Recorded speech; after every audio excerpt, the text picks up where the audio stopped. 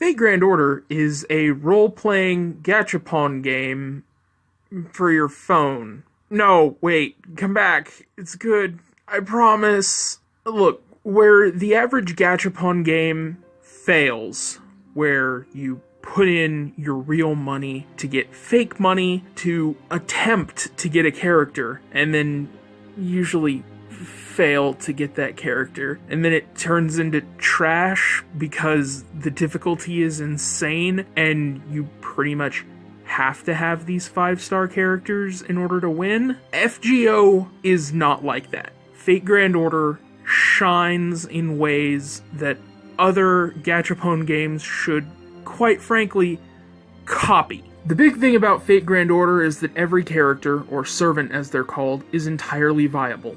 There are people that have soloed the entire game all the way up to the hardest bosses with common characters that you can get without even spending the free premium currency the game provides. Stats matter less than skills, and even low-tier servants have good skills. How much power an enemy has doesn't matter if you can make yourself immune to damage, or if another character can force that enemy to attack them instead. It may take some time and patience to level up these low-level characters and their skills, but you'll probably find yourself having an easier time with the game if you get familiar with them, instead of hoping for a super rare character. Helping that game balance, and making the drop rates for characters a complete nightmare, are these things called craft essences.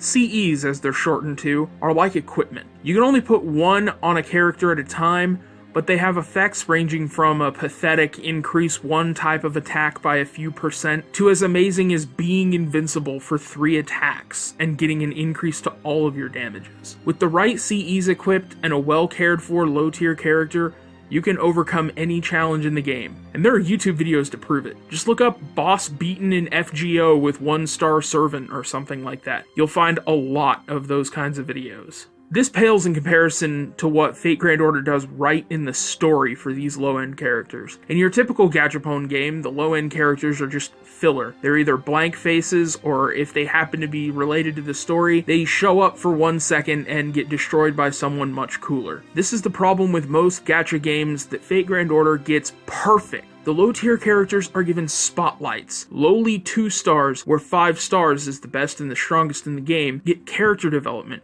growth, and we get to see who they are as a person. No one in Fate Grand Order is a waste. There may be jokes, but they all get something in the story at some point that makes them stand out. And the story is the big selling point here. The story in Fate Grand Order is entertaining at its worst and absolutely captivating at its best. It's anime as heck, don't get me wrong, and if you hate anime, then this isn't for you at all. But if you are into anime, then Fate Grand Order has a really surprisingly deep story about a secret organization using time travel to stop an evil mage from destroying humanity itself by doing things like summoning an evil Jeanne d'Arc, or having magically enhanced Celts from the Dark Age attack America shortly after its founding. And sandwiched in there is wonderful character moments, motivation for both good and evil, twists and turns, a story that's still kicking after, like, 4 years, and is getting multiple anime adaptations. How many mobile games get anime adaptations? The game is also very liberal with Saint Quartz, that free premium currency I mentioned before. Well, if you want a lot of it, you'll have to pay for it, but they're also pretty easygoing giving it out. The guys running the game give it out when maintenance runs too long. You get some every 7 consecutive days logging in and at certain login milestones. And you also get one every time you finish part of the story. And after that, you unlock free quests, which every time you clear one of those, you also get a quartz. I've spent 30 quartz on every banner since I started without fail. Sometimes even twice a banner. And there's easily another 90 or so Saint Quartz that I can get from clearing out the free quests that I haven't done. And the free quests that are going to be coming in the future is just going to add even more. And by the way, 30 quartz gets you 10 rolls, and if you roll that many, you get a guaranteed character. Only if you hit the 10 roll button. I mean, that's pretty standard gacha stuff, but some people don't know. And the big problem is that most of the time, these games, you run out of the premium currency in like a week, and then it gets boring and you move on. Fate Grand Order, it's not like that. Sadly, it's not all sunshine and rainbows here though. The usual rules for a mobile game apply. You'll be spending hours and hours grinding to level up your characters and their skills, which level on completely different reasons. And usually the best place to do this is during events, which are limited time and can pose quite the challenge to a newer player. I've been playing for about 6 months now, and I'm still lucky if I can manage to clear out an event entirely. And the combat, while simple and engaging, gets very tiresome after a while. Worse than that, though, are the loading times, which I've cut from this video for the sake of, well, the video.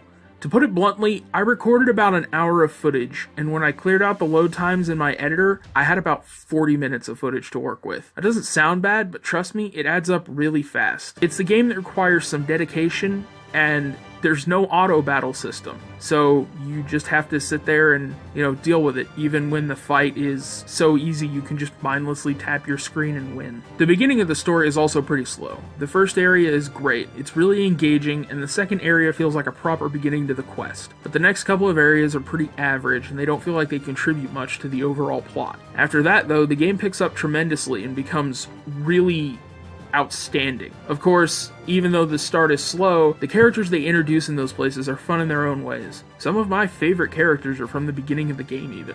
If you like anime and have a smartphone, I say give Fate Grand Order a chance. It's got a really strong story that's supported by a decently engaging combat system and the most well-balanced content for this type of game I have ever seen. And I've seen a lot of these games, people. I download a new free-to-play phone game every couple of weeks and just drop off them because they're all bland as hell. Fate Grand Order is the only one that I've stuck with for this long.